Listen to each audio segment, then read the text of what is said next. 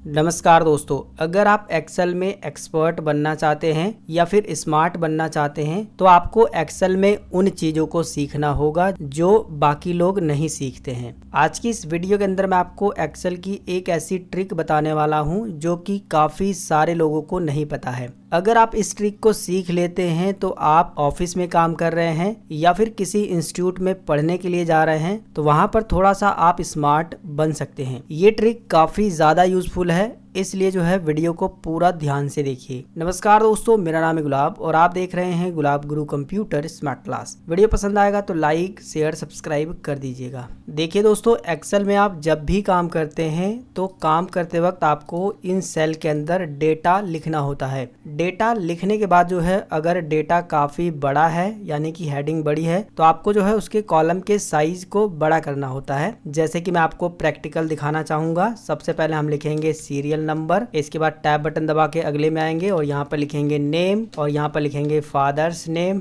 फिर से tab button दबा के आगे आएंगे और यहाँ पर लिखेंगे मदर्स नेम। अब आप यहाँ पर एक छोटी सी चीज को नोटिस करिए कि इस सेल के अंदर हमने सीरियल नंबर लिखा है और इसका जो कॉलम का विड्थ है वो काफी ज्यादा है। अगर हमें कम करना होता है तो हम यहाँ से कम करते हैं, इसी तरीके से यहाँ से कम करते हैं। लेकिन यहाँ पर देखेंगे इसमें जो हमने फादर्स नेम लिखा है ये सेल का जो विड्थ है वो छोटा पड़ रहा है, तो इसको बड़ा करने के लिए हम यहाँ पर क्लिक करके इस तरीके से बड़ा करते हैं या फिर इस पर जो है डबल क्लिक करके बड़ा कर देते हैं तो ये जो है ऑटो फिट हो जाता है। लेकिन अगर ये डेटा काफी बड़ा रहता है तो उस कंडीशन में हमें इसे बड़ा छोटा करने में काफी ज्यादा दिक्कत भी आती है, बार बार जो है इन काम को करना पड़ता है। आज मैं आपको एक छोटा सा कोड या फिर कहें एक छोटी सी ट्रिक बताने वाला हूं, जिस ट्रिक का इस्तेमाल करके आप जो है किसी भी कॉलम की विड्थ को जो है ऑटो फिट कर सकते हैं। यानी कि जैसे ही आप उस ट्रिक का इस्तेमाल करेंगे इसके बाद जो भी डेटा टाइप करेंगे इस डेटा के हिसाब से जो कॉलम की विड्थ है वो ऑटोमेटिक सेट हो जाएगी। चलिए इसे प्रैक्टिकली समझते हैं। हम जो है सबसे पहले इन सभी को हम यहाँ से डिलीट कर देते हैं। ठीक है, आपको सबसे पहले एक्सेल को ओपन करना है और जिस भी सीट पर आप काम कर रहे हैं उसी सीट पर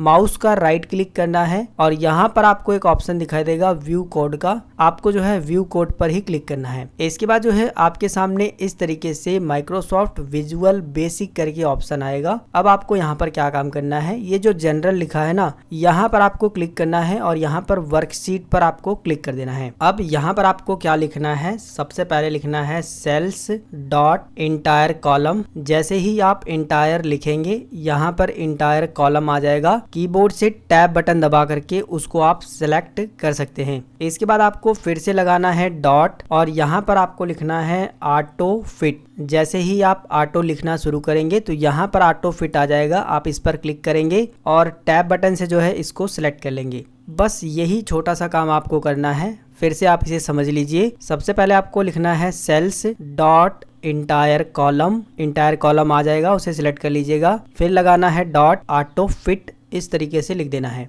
अब आपको क्या काम करना है, फाइल पर क्लिक करना है और यहाँ से जो है आपको क्लोज पर क्लिक कर देना है। इसके बाद जो है आप पूरा बैक आ जाओगे। ये छोटा सा काम करने के बाद जो है अब आपको आ जाना है अपनी वर्कशीट पर जिस पर आप काम कर रहे हैं और जो कुछ भी आप टाइप कर रहे थे ना वही आपको टाइप करना है। मैंने लिखा सीरियल नंबर और मैं कीबोर्ड से टैब बटन दबाता हूँ तो देखिए सीरियल नंबर ऑटोमेटिक सेट हो गया है। उस कॉलम की जो विड्थ है ना ऑटोमेटिक सेट हो गई है। इसके बाद मैं लिखता हूँ नेम, फिर से जो है हम टैब बटन दबाएंगे। इसके बाद देखिए मैं लिखता हूँ फादर्स नेम, इसके बाद जो है टैब बटन दबाएंगे तो देखिए फादर्स नेम के हिसाब से जो है कॉलम की विड्थ सेट हो गई है। इसके बाद हम लिखेंगे मदर्स नेम, इसके बाद टैब बटन दबाएंगे तो इसके बाद जो है ऑटोमेटिक सेट होता रहेगा। इसके बाद जो भी आपने हेडिंग बनाई है उसमें अगर डेटा आप फिल करेंगे और डेटा अगर बड़ा रहेगा तो उसके हिसाब से भी जो है यहाँ पर कॉलम की विड्थ बढ़ती है। जैसे कि हम नाम वाले कॉलम में आ जाते हैं और मैं अपना ही नाम लिख देता हूँ गुलाब चंद। फिर हम बाहर क्लिक करेंगे तो देखिए नाम के हिसाब से जो है कॉलम की विड्थ जो है बढ़ गई है। इसी तरह से अगर हम जो है यहाँ पर किसी दूसरे का नाम लिख देते हैं या फिर इस तरीके से कुछ भी हम यहाँ पर टाइप कर देते हैं, इस सेल में बड़ा टाइप कर देते हैं, ठीक है, इतना बड़ा, और बाहर क्लिक करते हैं तो इसके हिसाब से जो है यहाँ पर सेट हो गई है। तो मेरे ख्याल से अब आपको समझ आ गया होगा कि इसका फायदा क्या है और आप जो है इसे कैसे लगा सकते हैं।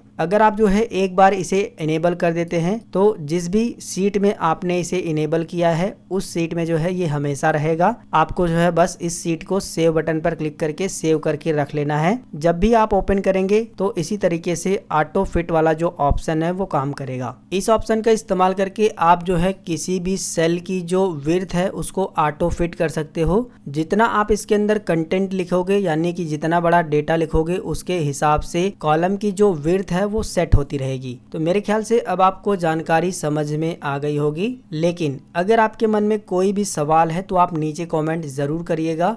वीडियो पसंद आया है तो लाइक शेयर सब्सक्राइब करिएगा। मिलेंगे फिर एक नई वीडियो में एक नई जानकारी के साथ, तब तक के लिए जय हिंद, वंदे मातरम।